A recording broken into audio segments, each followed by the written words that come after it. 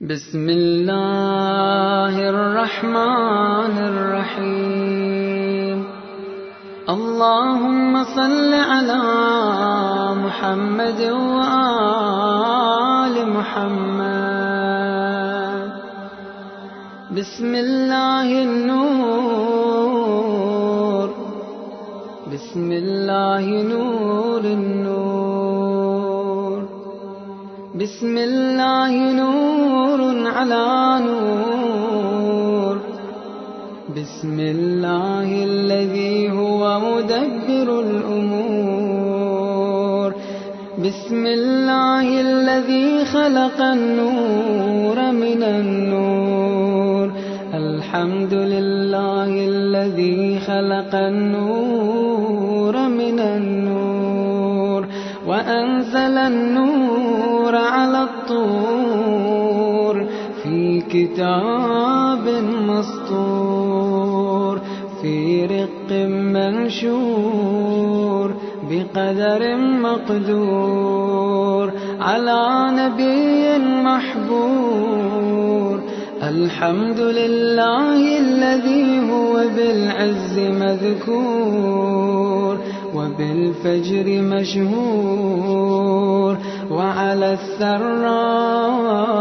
والضراء مشكور وصلى الله على سيدنا محمد النبي وآله والصلاة والسلام على سيدنا ونبينا حبيب قلوبنا وطبيب نفوسنا أبو القاسم محمد اللهم صل على محمد وآل محمد وعلى أهل بيت النبوة الطيبين الطاهرين الأئمة المعصومين وأصحابه الميامين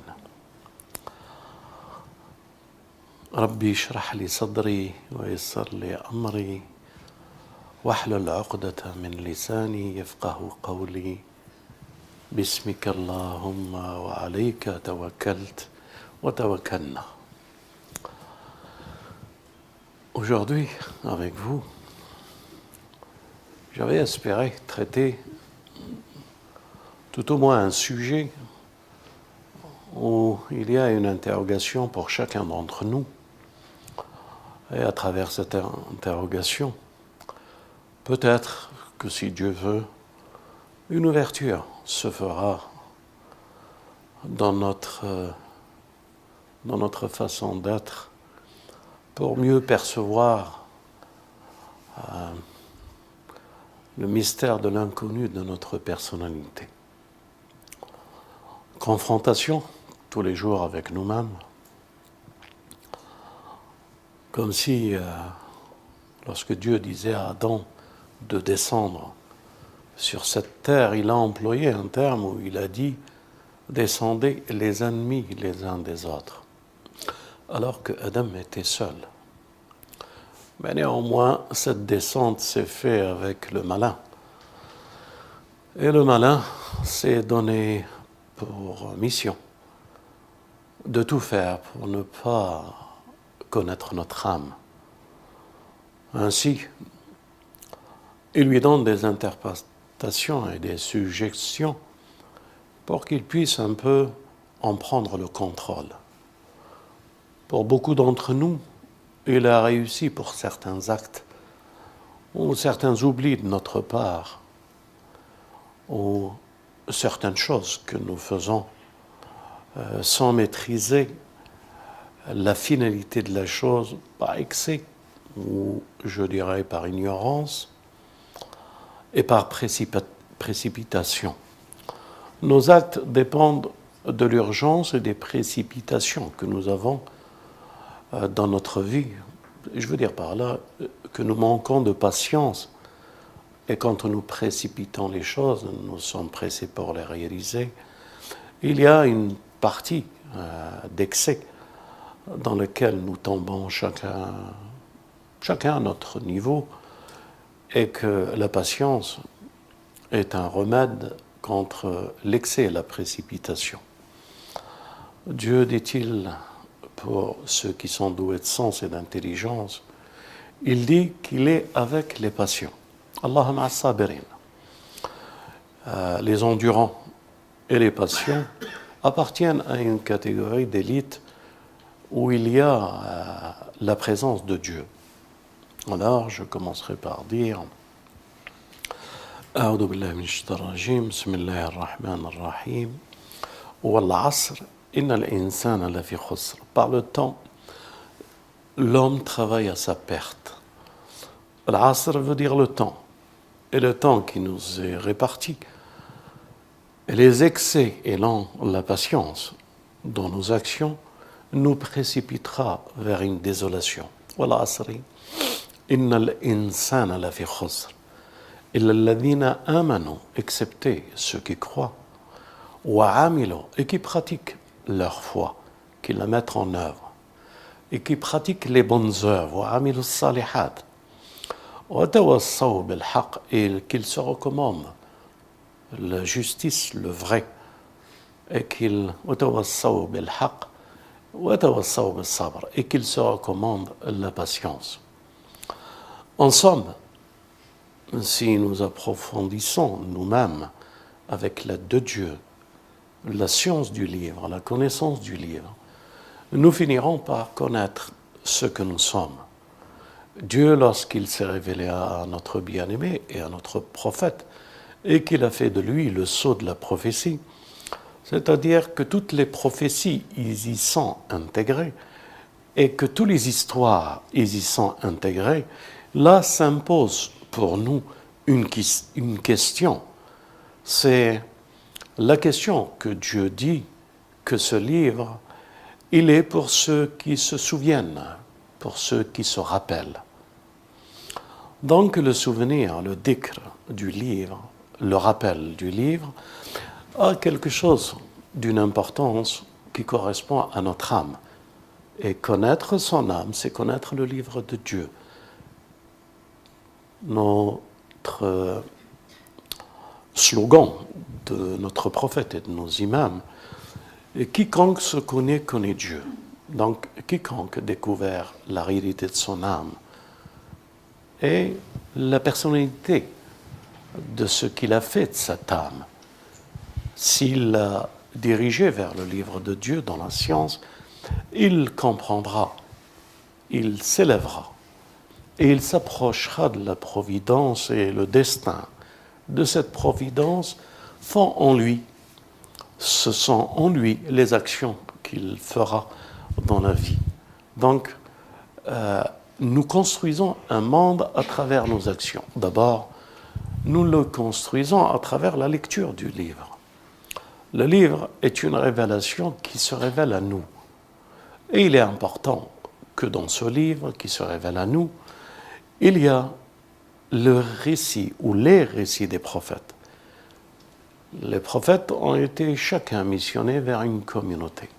Alors la première lecture, lorsque nous la faisons dans l'innocence, et qui se rapproche un peu par l'ignorance de notre âme, de la découverte de ce que nous allons découvrir, nous fera instinctivement pencher vers la balance de ceux qui agissent sur le bien et pour le bien. Alors, nous prenons à notre charge la mission des prophètes qui s'est révélée à travers le livre de Dieu, et nous avons l'impression que nous marchons sur leurs traces pour aller voir Pharaon, pour aller voir la communauté de Salah, pour aller voir la communauté, des communautés suggérées par le Coran, la communauté de Lot, la communauté d'Ibrahim, la communauté de Isa, la communauté de Moussa.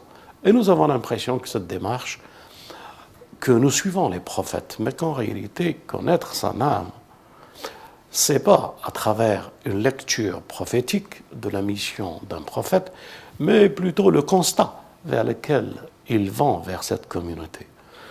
Vous êtes bien d'accord qu'aujourd'hui, s'il apparaîtra Isa ibn Maryam ou Sahib Zaman, il est certain que ce n'est pas nous, mais qu'ils viennent vers nous pour nous diriger. Alors, représentez-vous toutes les communautés que le Coran nous a révélées comme des peuplades dont les prophètes viennent les voir. Nous sommes le peuple de Moïse, ou nous sommes le peuple de Pharaon, où nous sommes les deux peuples, et nous l'ignorons. Nous sommes le peuple de Salah, épris d'injustice. Nous sommes ceux qui désobéissent à Salah et qui tuent la chamelle de Dieu, en ne voulant pas rétablir cette justice que Dieu a imposée, en laissant une ration d'eau à la chamelle de Dieu. Mes frères et sœurs, vous devez savoir que dans tous les récits que vous lisez, eh bien cette lecture, vous devez l'avoir à contre-courant et pensez, si vous voulez vous élever, que vous êtes la communauté que les prophètes viennent voir et que les prophètes viennent élever et les ramener vers Dieu. Nous sommes les brebis perdues et il y a beaucoup de loups, je veux dire. Et il n'y a qu'un berger pour nous, pour qu'il puisse nous diriger et nous guider. Pensons-nous que nous sommes les bergers, alors, pauvre bergerie, et pauvres ceux que nous sommes, qui avons laissé le loup pénétrer dans cette bergerie et qu'il a égorgé plus d'une innocente agneau, alors que le loup, c'est nous. Nous devrons bien comprendre que nous ne pouvons pas être le berger et que nous devons chercher la lecture du livre dans le sens que nous sommes les brebis égarées. Nous sommes le peuple d'Israël égaré et ne pas avoir obéi à Moïse. Nous sommes les pharaons. Nous sommes l'injustice même. Nous sommes ceux qui ont proféré toute injustice dans le livre. Et si cette lecture s'ouvre à nous, à notre âme, alors peut-être que Dieu a décidé de faire entre nous, de faire de nous des gens qui sont éveillés. At-taqwa commence par être éveillé et de comprendre le danger qui rôde autour de nous, organisé par le démon, je veux dire, organisé aujourd'hui contemporanément par le sionisme, les États-Unis et l'Occident arrogant. Nous sommes en danger, l'humanité est en danger. Nous sommes en danger quand il y a des gens qui prennent le pouvoir et qui essaient de l'avoir au nom de l'islam. Nous sommes en danger comme des crépuscules prétendant servir l'islam et commettant des désordres et commettant des crimes. Les voilà prendre l'islam et la prophétie à leurs mains pour pouvoir décider du sort de notre humanité, de qui est kafir et de qui est croyant. L'erreur de la lecture du livre et la lecture de nos saints imams fait tomber dans ce piège. Ne pas connaître son âme, c'est aller vers tous les dérives. Et ce sont ces dérives que les croyants éveillés cherchent à faire disparaître. Donc, mes frères, qui sommes-nous? Quel est le devoir que nous avons vis-à-vis de nous-mêmes? Quel est le devoir, si nous en avons un, et la réponse que nous devons donner à celui, puisque nous sommes ceux qui ont entendu al-munadi yunadi al-islam, que nous avons entendu l'appel se faire par le prophète, et que nous répondrons à cet appel.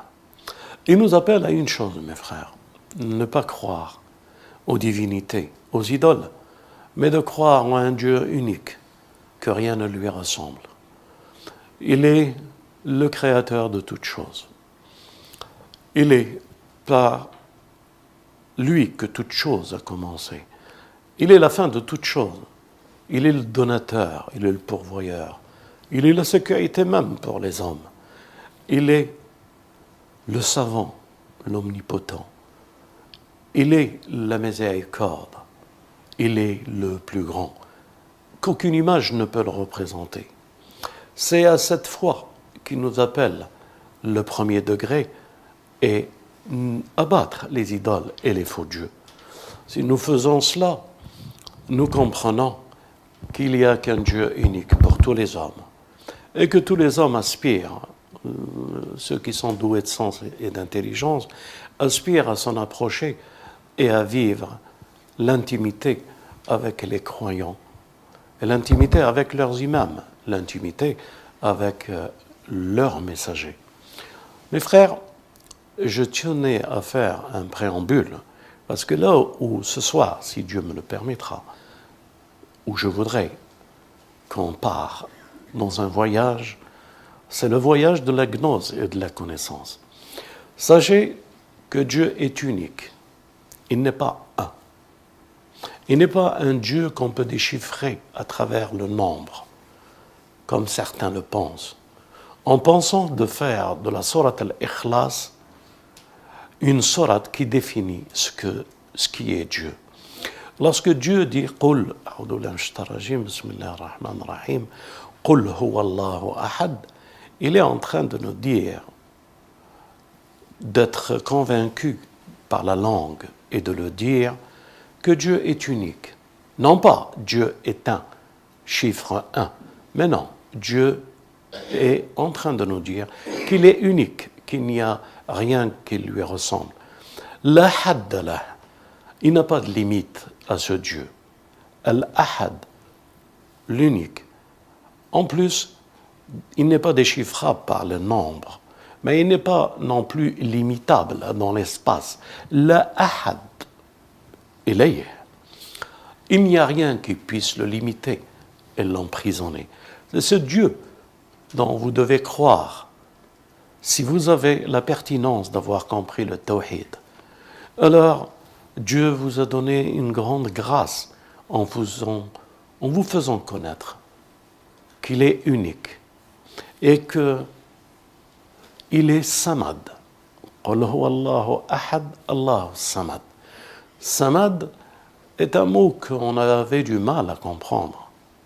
L'imam Khomeini, rahmatallah alayhi wa qaddasallah sirru, disait ce mot samad, jusqu'à présent, on n'a pas pu le comprendre, et les scientifiques et tous ceux qui aspirent à connaître l'islam et les paroles de Dieu n'ont pas pu déchiffrer. Alors aujourd'hui, samad est clair. Samad est une vision. Elle représente que Dieu ne rentre pas dans le temps. Dieu n'a pas de temps.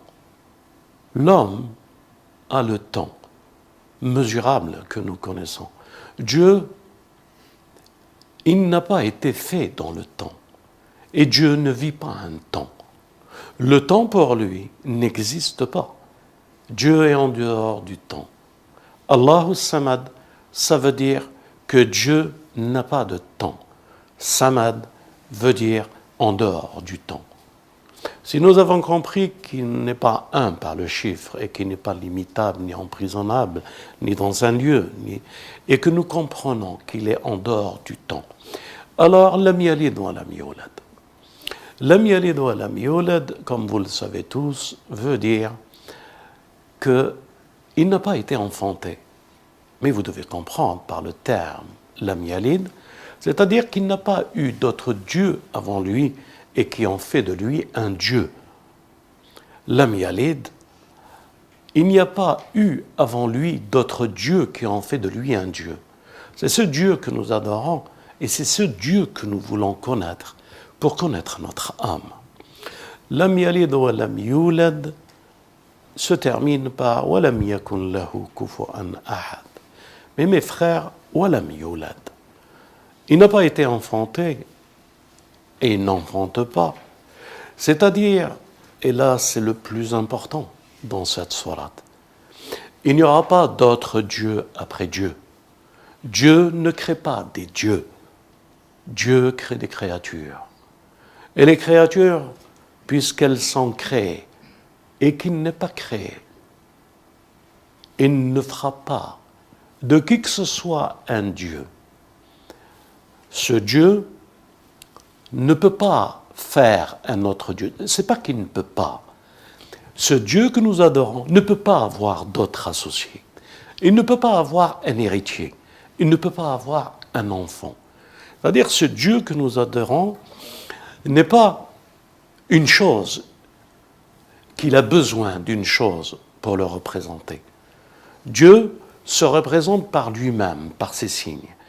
Je veux dire par là que tout homme, au plus haut niveau qu'il peut arriver dans la science et dans la gnose, il ne peut représenter que lui-même une créature. Je veux dire encore plus, Mohammed ne sera jamais un Dieu. Muhammad wa ali. Dieu n'a pas créé notre bien-aimé pour être un Dieu possible dans le futur et dans le temps. Dieu ne crée pas d'autres dieux. Dieu ne fait pas d'autres enfants qui deviendront des dieux. Dieu n'a pas été fait par un Dieu. Dieu est au-dessus de tout ce que nous pouvons comprendre et représenter et avoir une image dans notre tête, un exemple, un mythel, une parabole. Dieu est au-dessus de la parabole, au-dessus de l'image, au-dessus de ce que nous pouvons nous représenter. Dieu ne veut pas être représenté. Dieu ne veut pas être connu par la créature. Dieu est au-dessus de tout ce qui crée. Dieu, il est au-dessus de toute créature et de tout ce qui aspire à le connaître. Dieu, il n'a pas de limite que nous pouvons limiter et apprendre et à connaître. Et il n'y a rien qui... وَلَمْ يَكُنْ لَهُ كُفُوًا أَحَدٌ. Et personne. Et il n'aura aucune ressemblance qui peut lui ressembler. C'est ce Dieu que vous devez attester de son unicité. C'est ce Dieu vers lequel vous vous prosternez. C'est ce Dieu vers lequel vous avez appris à vous purifier. C'est ce Dieu qui nous a appris et qui l'a révélé, le livre et la parole. C'est ce Dieu de la parole qui n'est de lui que la parole et le livre que nous devons apprendre à connaître. Il nous a révélé, délivré par la parole. Et comme vous le savez tous, la parole fut inspirée à Adam pour que Dieu revienne vers lui. Elle fut inspirée à Youssef et à tous les prophètes dans leurs difficultés pour leur donner la sécurité et qu'il les élève et qu'il ne les fait pas tomber dans le piège du malin. Jésus n'est rien d'autre, le Messie n'est rien d'autre que la parole. Al-Mahdi n'est rien d'autre que la parole qui doit être et qu'il fera régner par la parole. Donc, mes frères, nous avons de Dieu que la parole, et qu'à travers la parole, que nous pouvons comprendre Dieu. Nous pouvons comprendre les signes de Dieu, pour mieux vous donner la représentation avec laquelle. Nous n'avons entre les mains que le livre, et c'est à travers le livre que Dieu se révèle à nous. Alors, quand il se révèle à son messager, et qui fait de lui le sceau de la prophétie, c'est pour libérer l'homme.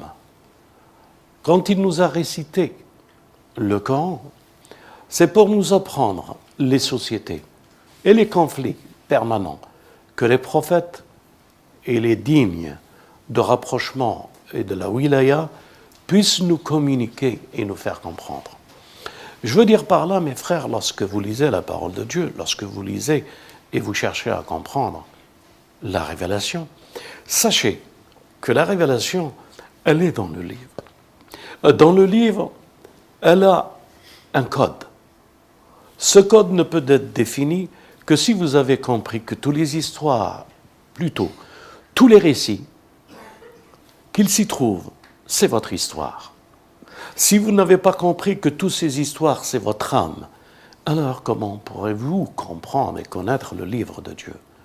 Le livre de Dieu ne s'ouvre qu'aux intimes, ceux qui ont compris son langage, ou ce que Dieu a fait pour qu'ils comprennent son langage.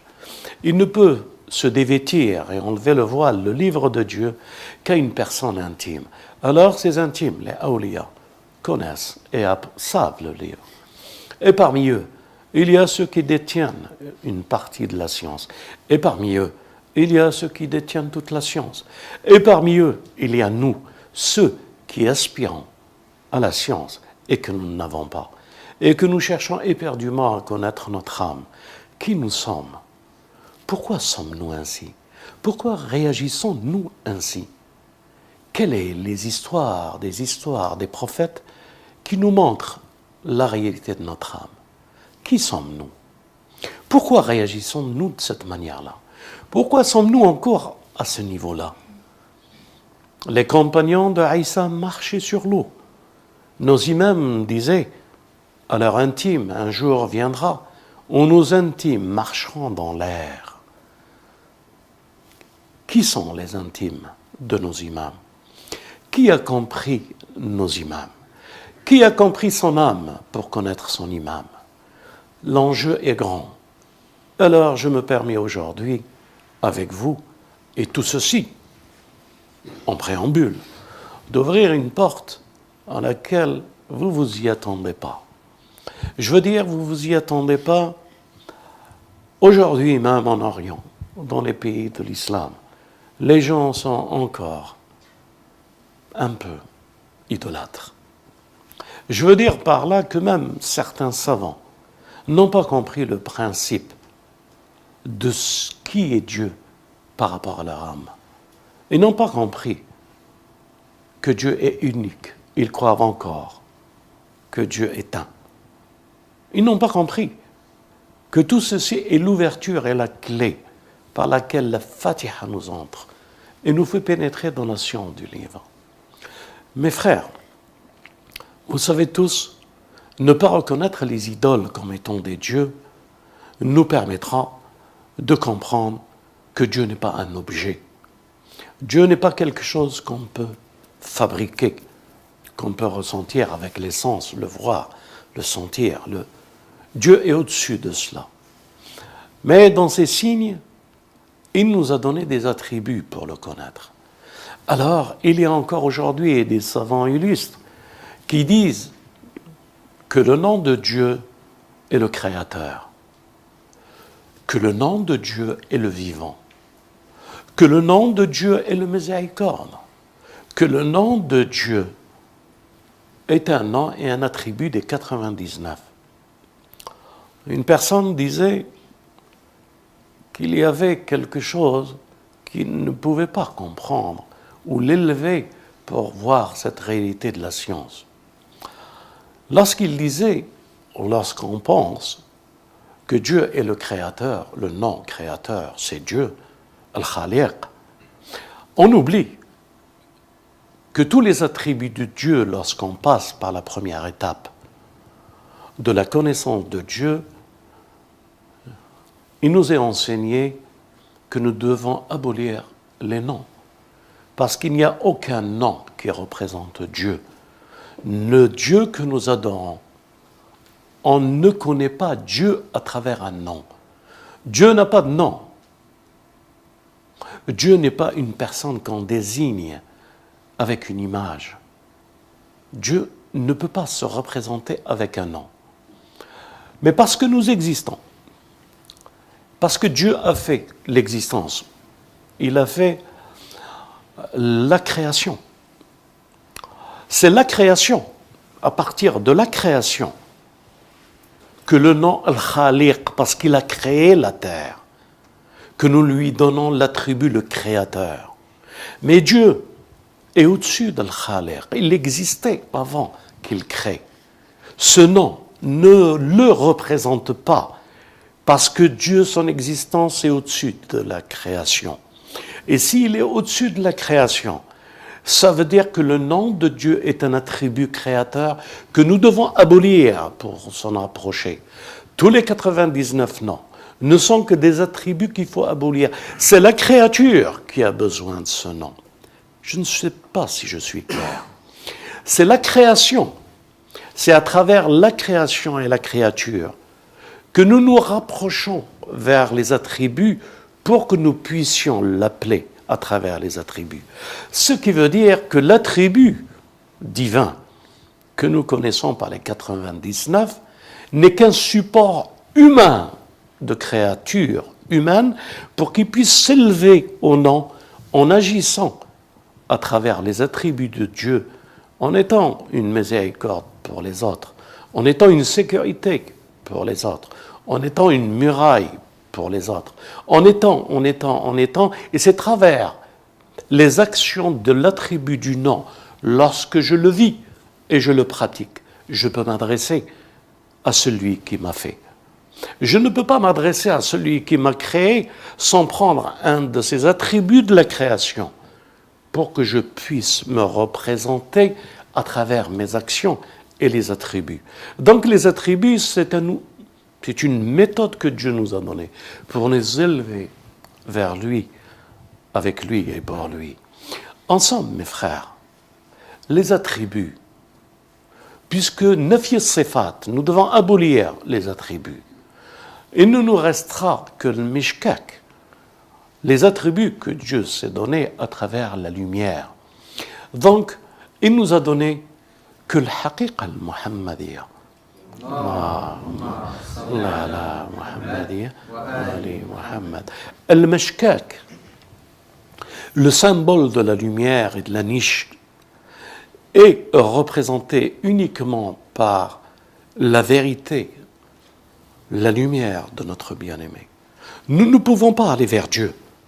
Nous ne pouvons ni connaître, ni nous permettre une prétention de le connaître, qu'à travers la voie par laquelle il agrée la niche de la lumière et des attributs, qui sont Muhammad wa Ali Muhammad. Allahumma salli ala Muhammad wa Ali Muhammad. Et c'est ainsi que les rapports que nous devons avoir et la connaissance. C'est pour ça qu'il y a Man arafa nafsa arafa imama, que celui qui se connaît, connaît son imam. Et l'enjeu est grand, parce que connaître notre bien-aimé, sa dimension, comme étant le porteur des attributs et de la lumière, pour que Dieu nous fasse connaître sa voix à travers lui et le connaître à travers notre bien-aimé, il nous est demandé de ne pas aimer Dieu, aimer Mohammed d'abord. Suivre Mohammed. Parce que Dieu a dit, si vous m'aimez, dans le Coran, par la voix de son messager, si vous aimez Dieu, suivez-moi. Ça veut dire que suivre le messager, c'est l'amour de Dieu du messager et les attributs et la direction par laquelle peut s'opérer l'opération Sadra. Rabbi shrah li sadri wa yassir li amri. Par l'opération de l'ouverture de cette poitrine, pour qu'elle s'illumine de la lumière et de la première lumière de notre bien-aimé.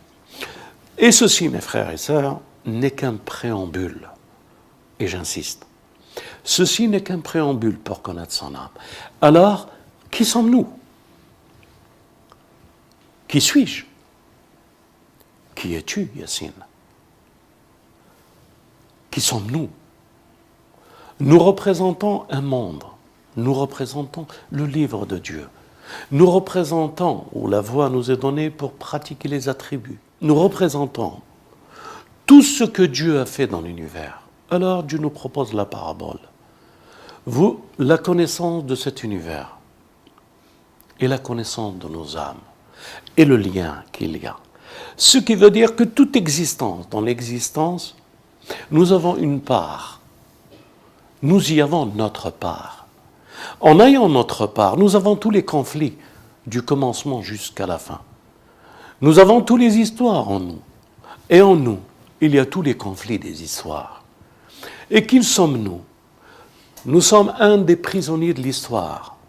Nous sommes un de ceux que l'histoire a rejeté, un prophète de ce que la prophétie n'a pas été admise par les populations. Alors si nous sommes la population et la personne qui a été refusée, quel monde nous vivons? Quel monde immense, quel territoire plein de pièges. Quelle connaissance nous devons avoir sur nous-mêmes pour pouvoir délivrer nous-mêmes. En somme, en arrivant, en étant nés dans une société, là où nous sommes, nous avons hérité d'un mélange de structures et de contradictions. Nous sommes, et nous avons participé à cette contradiction. Nous avons accepté dans la société cette mouvance de contradiction qui fait que la société est antagoniste entre elle-même, qu'il n'y a pas de repère. Nous sommes la personne qui est dans la société qui a perdu ses repères. On nous a fait perdre nos repères. Nous sommes sur cette terre, dans la société où nous sommes, que ce soit en Occident, en Orient, le malin a fait les sociétés. Et aujourd'hui, il est en train de les rassembler et en faire une. Et nous sommes des individus isolés, victimes du méchant, victimes de la malédiction, victimes de tout ce qu'il a été élaboré. Et nous sommes dans ce monde. Donc, mes frères et sœurs, toutes les contradictions que vous voyez à l'extérieur de vous, ils sont à l'intérieur de vous. C'est-à-dire, à travers la société qui existe, vous vous êtes fait la personnalité de cette société. Ça veut dire que vous n'avez rien à voir avec la prophétie. Parce que la prophétie construit.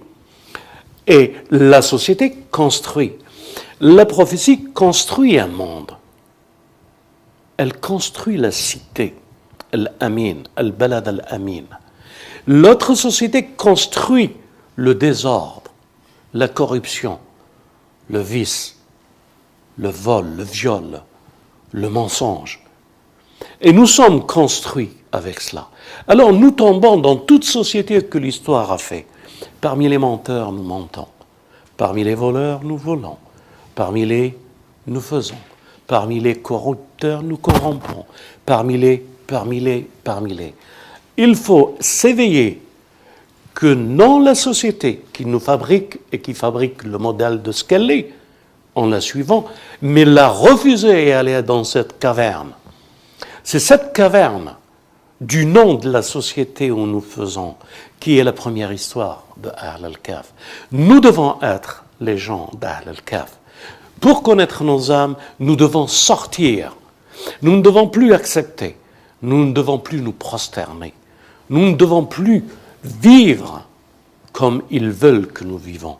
Parce qu'ils fabriquent un modèle. C'est le modèle de Hajouj et Majouj qu'ils fabriquent.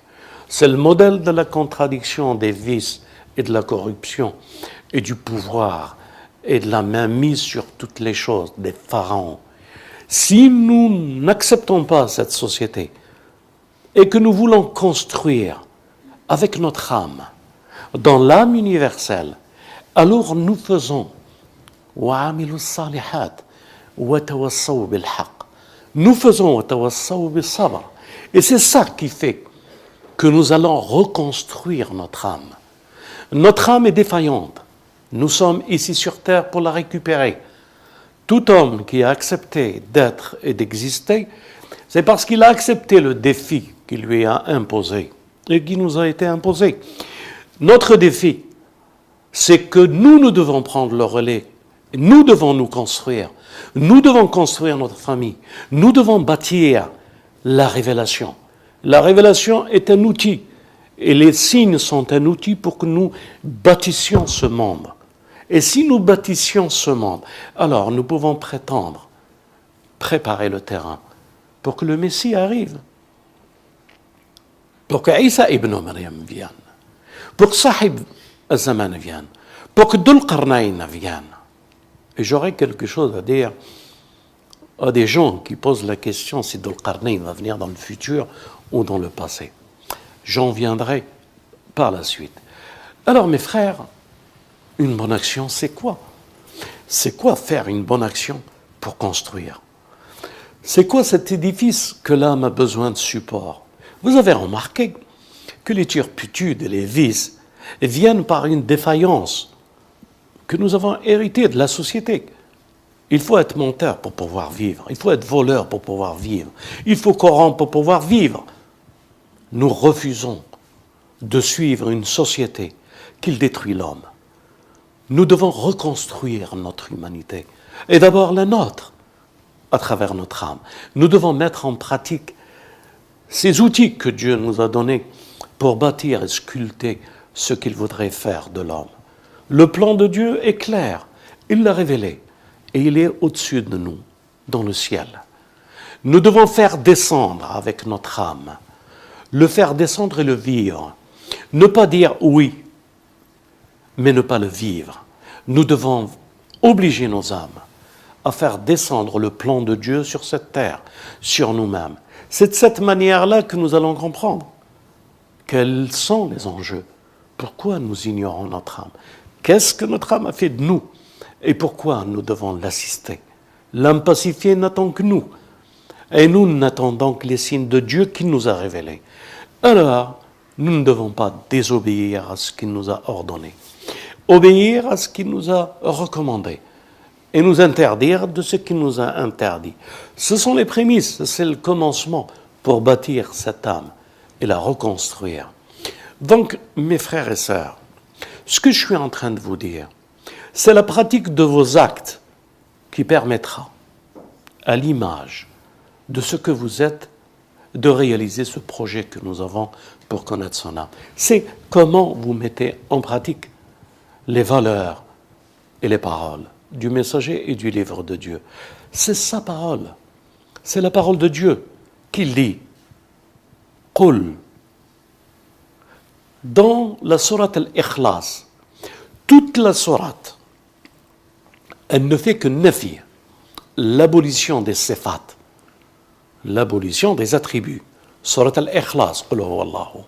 Mais il n'existe qu'une seule parole qui est importante, en plus de toutes les paroles. C'est Qul. Pourquoi Dieu dit à son messager de prononcer la parole? Qul. Qu'est-ce qu'elle a, la parole? Mes frères et sœurs, dans ce que nous sommes, la langue ne représente pas grand-chose dans la stature de ce que nous sommes. Mais elle est l'organe le plus important qui construit l'âme ou qui défait l'âme. C'est ce que vous dites qui fait que ce que vous êtes. Non pas ce que vous pensez. C'est ce qui sort de votre bouche qui fait qu'aujourd'hui il y a des conflits et des guerres meurtrières. C'est à travers une langue qui pèse pas lourd qui fait que toutes les guerres et les malédictions sont sur cette terre. C'est ce que Hajouj et Majouj et Iblis suggèrent et dit aux hommes qui fait qu'ils éloignent les hommes. Et c'est ce que vous dites, et c'est ce que vous dites quand vous faites, qui fait que vous découvrez votre âme. Donc, la parole qui est Isa ibn Maryam, qui donne وَأَيَّدْنَاهُ بِرُوحِ الْقُدْسِ, Jésus, fils de Marie, que nous avons assisté avec l'Esprit Saint. C'est cette parole. Jésus n'est rien d'autre que la parole, kalima. Donc c'est kalima, c'est cette langue que nous formulons les mots que Dieu a mis dans notre bouche, dans notre être, qui fait qui est notre âme.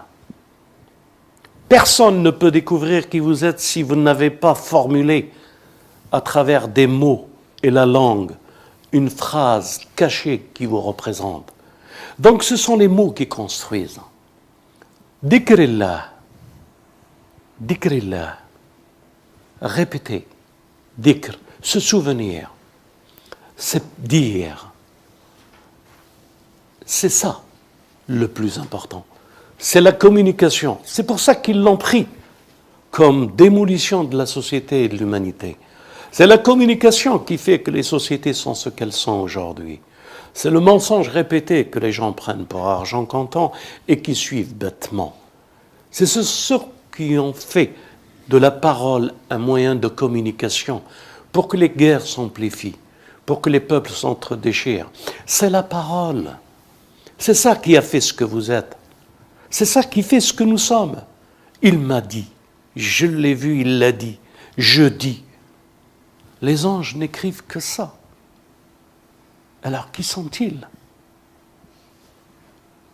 Est-ce que les anges sont ce que nous pensons, ce que nous imaginons, ou les anges sont tout à fait autre chose de ce que nous croyons et de ce que nous nous représentons? Qui sont les shayatines? En vous. Qui sont les anges? En vous. Les anges, lorsque Dieu parle d'eux, c'est des attributs bénéfiques et ne suivent que la volonté de Dieu. Ils ne font que du bien. Et ils s'interdisent le mal. On peut les représenter comme vous pouvez le penser avec des anges. C'est enfantin, mais c'est acceptable. C'est pas grave. Les anges n'ont pas besoin d'elles. Mais le verset qui parle qu'il y a des anges qui ont des ailes, 2, 3 ou 4, ou plusieurs, c'est pour les situer à des hauteurs. Et non pas leur donner la possibilité d'un départ et d'une arrivée à travers la rapidité des ailes. Les anges ne sont pas des oiseaux, mes frères. Les anges, c'est autre chose de ce que vous croyez. Les anges n'ont rien à voir avec notre imagination. Les anges étaient à Badr. Ils sont descendus à Badr par milliers pour assister les croyants. Et ils ont donné la victoire. Alors, pourquoi nous ne les avons pas vus? Pourquoi s'imaginons que c'est des êtres avec des épées et des ailes qui descendent du ciel? Mais d'où vient-il? Mes frères, la connaissance de votre âme, c'est sachez que les anges, ce sont les meilleures pensées que vous puissiez avoir. Les démons, les shayatins, ce sont les plus mauvaises pensées que vous devez refuser. Les anges et les démons se disputent l'homme.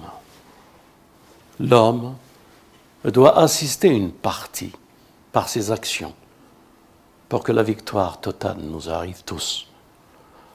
Ou nous assistons et que les anges nous assistent et que c'est notre sécurité. Alors nous devons avoir dans l'esprit que les bonnes intentions. Nous faisons partie de ceux que Dieu a assistés par l'Esprit Saint, par les anges. Les anges ne sont que les actions que nous faisons bonnes. Les démons ne sont que les actions mauvaises que nous faisons et que nous croyons que nous sommes. Les anges et les démons se disputent l'homme.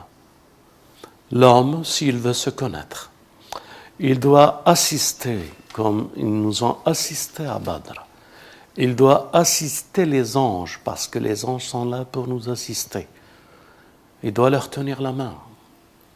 Il ne doit ne prononcer que les paroles bonnes. Il doit ne penser que des bonnes pensées. Il ne doit jamais calculer, mais laisser Dieu le destiner, le prier et l'assister avec les anges. Les anges sont avec nous. Ce sont les meilleures pensées, mes frères. Ils ne nous ont jamais quittés. Et ils font partie de ceux qui nous assistent. Les démons, ils ne nous ont jamais quittés non plus. Ils sont là pour gagner leur pari.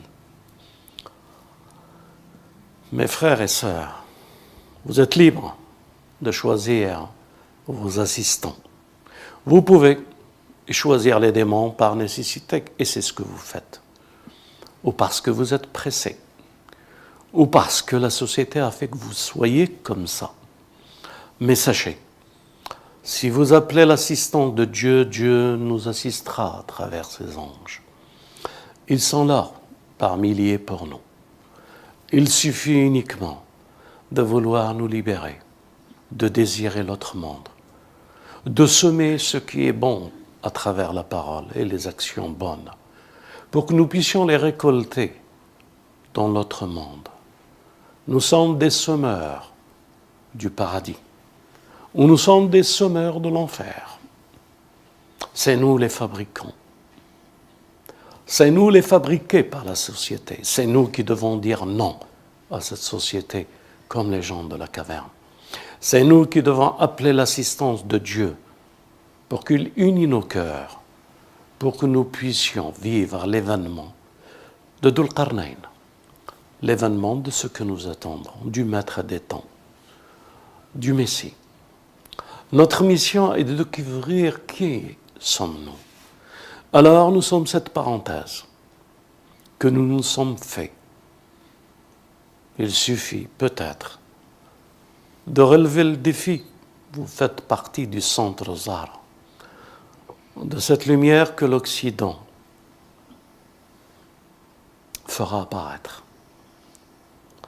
À vous d'être des chevaliers pour la vérité et la connaissance de votre âme.